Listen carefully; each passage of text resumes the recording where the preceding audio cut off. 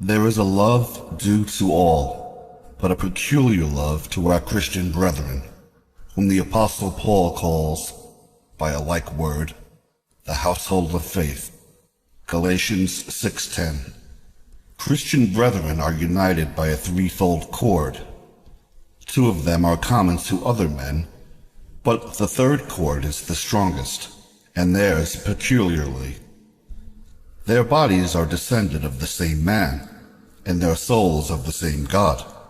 But their new life, by which they are most entirely brethren, is derived from the same God-man, Jesus Christ.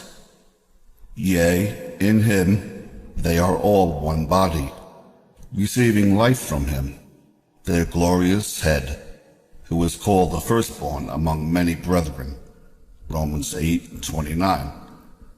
And as his unspeakable love was the source of this new being and fraternity, so, doubtless, it cannot but produce indissoluble love amongst them that are partakers of it. The spirit of love and concord is that precious ointment that runs down the head of our great high priest to the skirts of his garment. The life of Christ and this law of love are combined and cannot be severed. Can there be enmity betwixt those hearts that meet in him? Why do you pretend yourselves Christians, and yet remain not only strangers to this love, but most contrary to it, biters and devourers one of another, and will not be convinced of the great guiltiness and uncomeliness of strifes and envyings amongst you?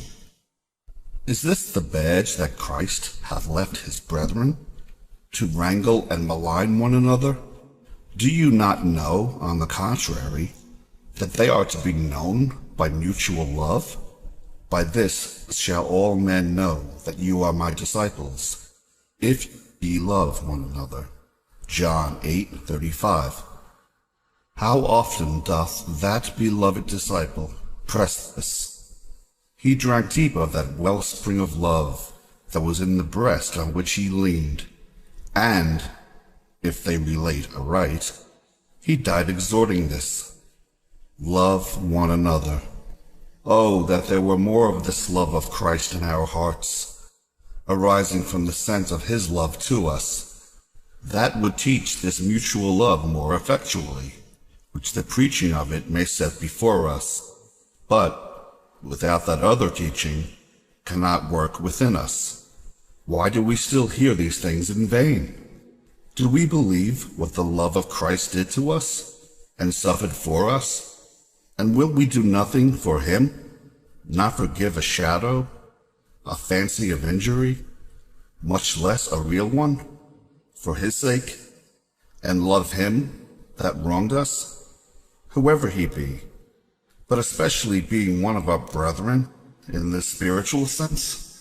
Many are the duties of this peculiar fraternal love, that mutual converse, and admonition and reproof, and comforting, and other duties which are fallen into neglect, not only amongst formal, but even amongst real Christians. Let us entreat more of his Spirit, who is love, and that will remedy this evil.